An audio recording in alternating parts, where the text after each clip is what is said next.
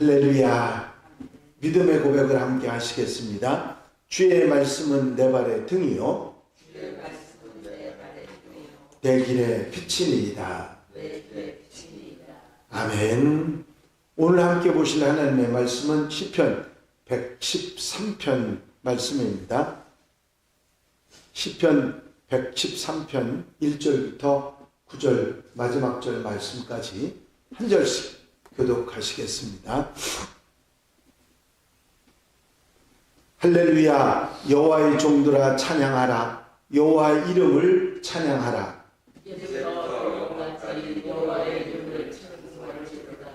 해 돋는 데부터 해 지는 데까지 여호와의 이름이 찬양을 받으시리로다.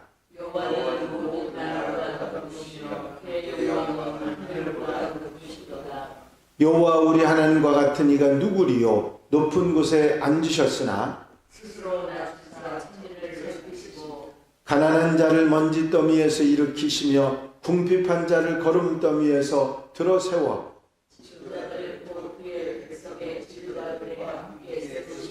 다같이 읽으십니다. 또 임신하지 못하던 여자의 집에 살게 하사 자녀들을 즐겁게 하는 어머니가 되게 하시는도다. 할렐루야. 아멘. 할렐루야. 오늘 본문 말씀인 시편 113편부터 118편까지를 할렐 시편이라고 부릅니다. 구체적으로는 113편에서 118편까지를 제1할례 시편, 136편, 120편부터 136편까지를 제2 할렐 시편, 146편부터 150편까지를 제3 할렐 시편이라고 부릅니다. 그것은 이 시편들 속에 할렐이라는 너희는 찬양하라 하는 말이 자주 등장하기 때문이기도 하고, 유대인들이 가장 중요한 세 절기인 6월절, 77절, 초막절에 각 가정에서 그리고 성전에서 함께 이 시편을 불렀기 때문입니다. 특별히 오늘 본문이 들어있는 제1 할렐 시편은 6월절에 주로 불렀는데 113편부터 114편까지는 식사 전에, 115편부터 118편까지는 식사 후에 불렀다고 합니다. 예수님께서 십자가를 앞에 두시고 제자들과 최후의 만찬을 가지셨는데 마지막 기도를 드리기 위해서 겟세마네 동산에 있는 감람산에 올라가셔서 기도를 드리셨죠. 그때 그 주님께서 올라가시던 모습을 마태복음하고 마가복음엔 동일하게 그들이 찬미하고 감람산으로 가니라 하고 기록되어 있습니다. 이때 불렀던 노래가 시편 113편에서 118편이었을 것이라고 학자들은 생각하고, 식사 때에는 113편과 114편을 불렀을 것이라고 그렇게 짐작하고 있습니다. 1절에 보면 할렐루야 여호와의 종들아 찬양하라, 여호와의 이름을 찬양하라 하고 번역이 되어 있습니다. 히브리어로 된 구약 성경을 번역하면서 어떤 단어는 히브리 말로 그냥 써놓기도 하고 어떤 단어는 그 뜻을 번역해서 써놓기도 했습니다. 오늘 찬양합시다, 우리가 찬양합시다가 라는 말이 할렐루라고 하는 말인데, 그래서 지금 1절 우리말로 번역한 것은 할렐루야 여호와의 종들아 찬양하라, 여호와의 이름을 찬양하라 이렇게 되어 있지만 1절을 다시 번역해 보면 할렐루야 여호와의 종들아 할렐루, 여호와의 이름을 할렐루 그렇게 말할 수 있습니다. 결국 1절에는 할렐루라고 하는 여호와를 찬양하라는 말이 3번이나 반복되고 있다, 그렇게 생각하시면 되겠습니다. 하나님께 찬양을 올려드리자고 하는 말의 강조점이다, 그렇게 생각하시면 되겠습니다. 이 시편을 6월절에 노래를 부른 것이라고 말씀을 드렸는데, 감격적으로 이스라엘 백성들을 구원했던 하나님께 찬양을 드리자고 권하는 그런 내용입니다. 하나님을 찬양하자고 권하면서 찬양을 해야 하는 사람들을 여호와의 종들이라 그렇게 표현하고 있죠. 여호와의 종은 표면적으로는 성전에서 하나님을 섬기는 제사장들과 레위인들을 말하는 것이었는데, 또 하나님과 언약 관계에서 보면 이스라엘 백성 전체를 가르치는 말이라 그렇게 말할 수 있습니다. 그래서 여호와의 종들아 라고 하는 표현은 바로 온 이스라엘 백성들아 하나님을 찬양하자, 그런 내용이라고 말할 수 있습니다. 그리고 이제부터 영원까지 여호와의 이름을 찬송할지어다.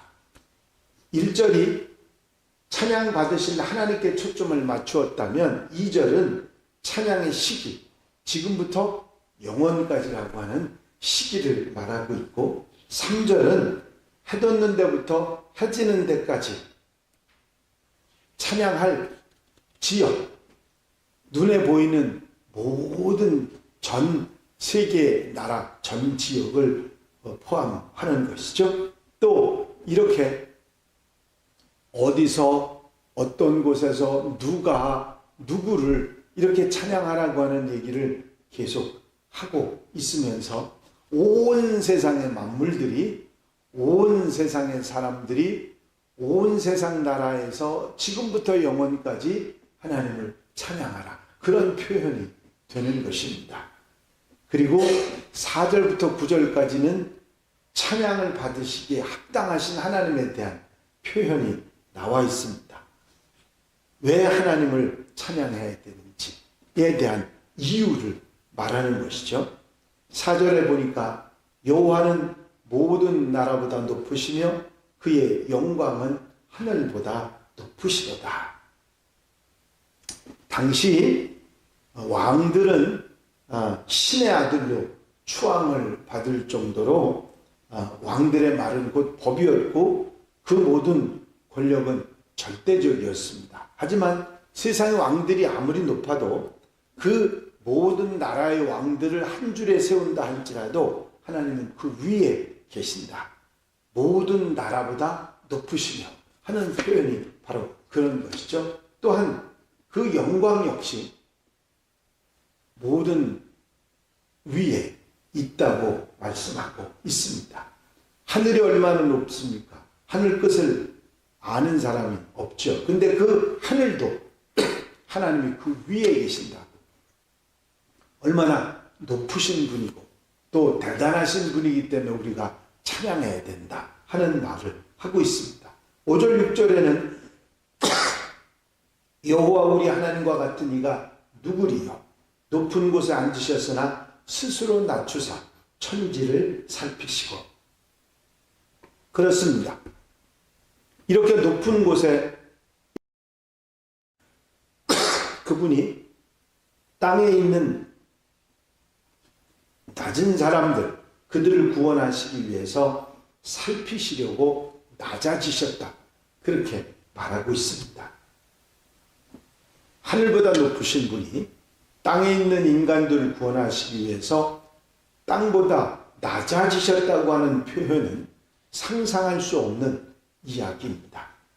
성자 하나님은 인간으로 오셔서 고스란히 인간으로 사시고 당시 모든 사람이 기피했던 십자가에서 죽어주심으로 말미암아 인간을 위해서 구원의 역사를 베푸셨다고 하는 것을 찬양하는 그런 내용입니다. 그렇습니다. 하늘보다 높으신 분이 낮은 땅 위에 오셔서 죄에 찌들고 어리석은 백성들을 구원하시기 위해서 십자가를 친히 지신 그런 놀라운 역사를 찬양하라 하는 이유입니다. 찬양의 이유에 대한 말을 하고 있죠. 7절 9절에는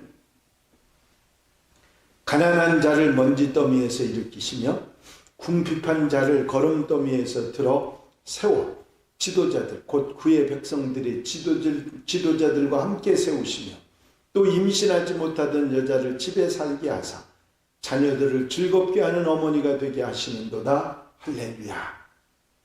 그렇게 높으신 분이 그렇게 낮아지심으로 인해서 찬양 받으시기에 합당하다고 5절 6절에서 노래했다면 7절부터 9절까지는 그렇게 낮게 대우받는 사람들을 높여주시는 분이시기 때문에 찬양 받으시기에 합당한 분이라 그렇게 노래합니다.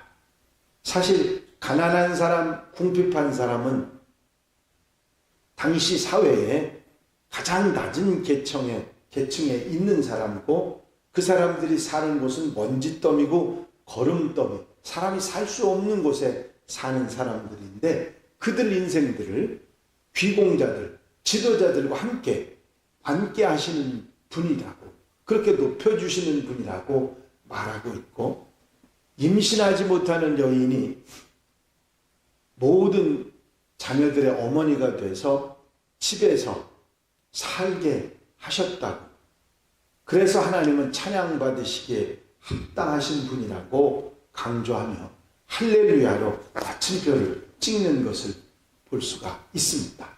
세상에 그 무엇과도 비교할 수 없을 정도로 크고 높으신 하나님, 낮은 자리까지 내려오신 하나님, 인간을 높여주시는 하나님을 찬양하고 예배로, 생활로 주님을 높여드리는 것이 우리 인생에 가장 중요하고 필요한 일임을 말씀하고 우리에게 찬양을 독려하는 그런 내용이 오늘 읽으신 시편 113편입니다. 아마 찬양의 이유, 하나님을 찬양하라고 하는 말과 찬양의 이유를 말하는데 이거보다 더 대단한 찬양의 내용이 없을 것입니다. 이들이 절기 때마다 이 찬양을 부르면서 누가 온 세상의 만물들이 하나님 앞에 그렇게 높고 크신 분에게 낮고 낮은 우리에게 오셔서 비천한 자들을 높여주시고 이렇게 귀하게 여겨주신 하나님을 우리가 찬양하지 않을 수 없다 하는 내용입니다. 오늘 제가 찬송가 35장을 함께 불러드렸죠. 주 예수 이름을 찬양하라. 우리가 찬양이 얼마나 우리에게 소중한지, 하나님께서 영광 받으시는지를 잊지 마시고 이 시편 113편을 읽을 때마다 정말 어떻게 하나님을 찬양해야 하는지를, 왜 해야 되는지를 바로 알고 찬양으로 살아가는 하나님의 백성들, 할렐루 하면서 살아가는 하나님의 자녀들이 다 되시기를 주 이름으로 축원합니다. 축원합니다. 기도드리십니다.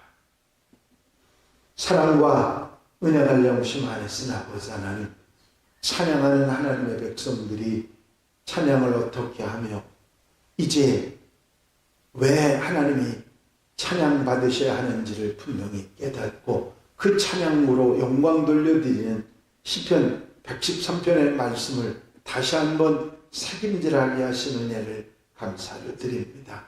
온 일평생 동안 이제 높고 귀하고 크신 하나님이 이 낮고 낮은 이 땅에 오셔서 우리를 위해 구원의 은혜를 베푸시고 또한 우리를 높이셨던 그 놀라운 은혜를 잊지 아니하고 아버지 하나님 그 찬양을 영광 돌려드리는 우리의 하나님의 자녀들이 되어질 수 있도록 시편 114편의 찬양이 우리의 찬양이 될 수 있도록 인도하시고 은혜의 삶으로 역사해 주시옵소서. 언제 어디서나 아버지의 찬양을 읽으며 찬양하며 사는 삶이 우리에게 있어질 수 있도록 인도하시고 은혜로 같이 하여 주시옵소서. 한날의 삶 가운데 역사하시는 하나님의 은혜로 찬양하며 복되게 사는 한 날로 인도해 주실 줄로 믿사옵고 예수 그리스도의 이름으로 기도하옵나이다. 아멘.